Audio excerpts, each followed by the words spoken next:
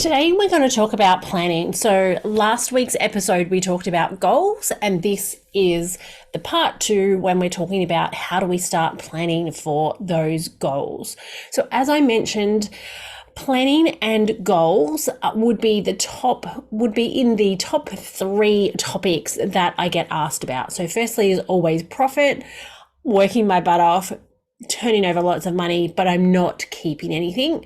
And the second and third would be goals and planning. So what I hear all the time is, why plan? Nothing goes to plan. The plan, we can never stick to the plan, so why bother?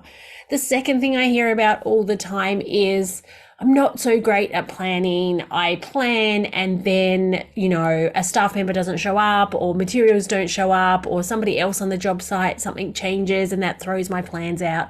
Again, so why bother? And then the third thing I see and hear all the time is, if we plan, and this is similar to the goals point, if we plan and we share our plans with others, other people will think I'm doing way better than I am. So what I want you to have a think about is, what is possible if you start planning? So if we have a plan, if we think of a plan, just like when we build a house, you would never go onto a job site where you didn't have a clear plan of what you had to do on that job site. So for example, if you are the builder, you're going to have a number of plans that are going to go through various changes and so on to make the final plan. So it's never just one plan and done. If you're the electrician on that job site of that home, you're going to have a plan of where the power, switches are going to be and where, different things have to be run. We don't just go in blind. So why do we go in blind with our business in so many instances? The thing is, you can start planning at any time. If you haven't planned in your business before, you can start now. There's nothing to say because you haven't planned for the last 12 months, 2 years, 5 years, 10 years, 15 years, however many years you've been in business, that you can't start now. And again, it doesn't matter what other people think about your plans. It's what works for you and your business. That's what the most important step of the plan is. So again, if we tie it back to last week's episode when I asked you to go through and set out your goals, what I want you to do now is just take one of those goals and think about what steps you need to do in that plan to be able to achieve it. So the first thing is, think of your goal, and then just write down the first 5 steps that you need to work towards that goal. The second thing I want you to do is decide a time frame as to when you're going to put these steps in place. So it's all good and well to have the goal, to have the plan, to write out the plan, but we want to take action, because otherwise it's just a waste of our time and energy. So I'd love you to put a time frame around those first 5 steps as to when that's going to happen. Now, again, it doesn't have to be set in stone. They can be changed if things change, but we always need to put a time frame around something. Otherwise, Parkinson's law, for those of you who have read Profit First, you will know if we leave a week to do something, it's going to take us a week. If we say we're going to do it in a day, we're going to do it in a day. If we say we're going to do it in 2 hours, we're going to do it in 2 hours. So put a time frame around those steps as well. And then the third thing that I want you to do is get started.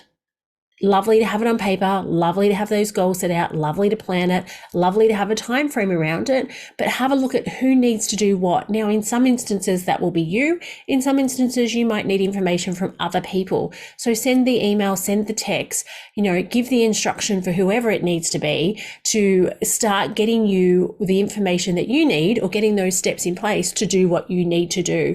Now, quite often in business, for example, you might need information from your accountant or your bookkeeper or your coach. Reach out, ask them for the specific information. Don't be afraid to follow them up. You might need a team member to give you some information regarding particular jobs that you're running. Again, make sure you're really clear. Hey, I need this information by then, and can you make sure you send it to me in an email or a text or whatever your preference is? Or we're having a meeting at 10 a.m. on a Friday. Can you please make sure you've got this information for me? So just starting to make sure that you put timeframes around your goals and your planning makes it much, much easier to stick to, and it's much clearer for everybody involved, because we might have these grand plans and these grand goals, but we need to ensure that those who need to help us achieve those goals understand why we need to get them that information. Particularly if you've never asked for this specific information from them before, and then now you're like, hey, I need all of this by 10 a.m. tomorrow. You might need to do a little bit of explaining as to why. Hey, I'm just trying to improve my systems, or I'm just trying to make things a little bit easier for us on site, whatever it may be, just to give them a little bit of context as to why you need that information if you've not requested it before.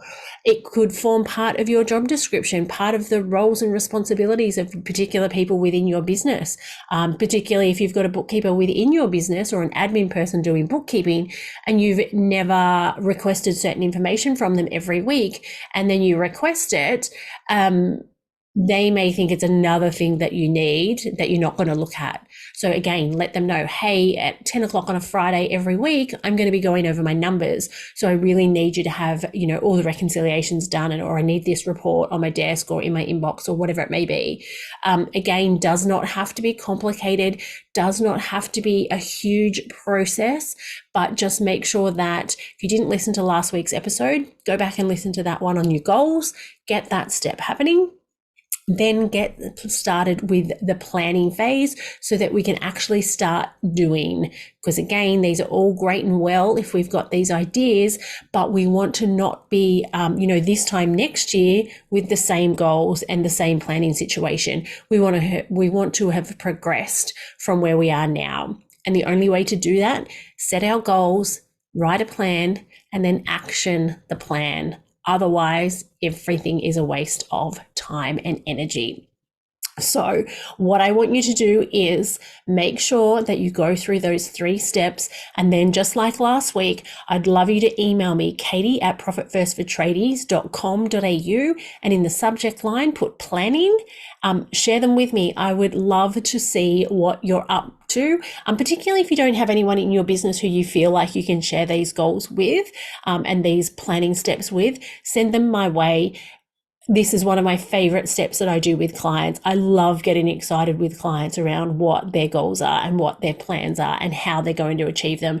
And I can also give you some feedback if you so choose, to help you refine those goals and refine those plans a little bit easier. So it makes it easier for you, and it makes it easier for anyone else in your team who needs to help you with that. So don't be shy. Katie@profitfirstfortradies.com.au, in the subject line, put planning, and send them through. Make sure you send your goals through as well.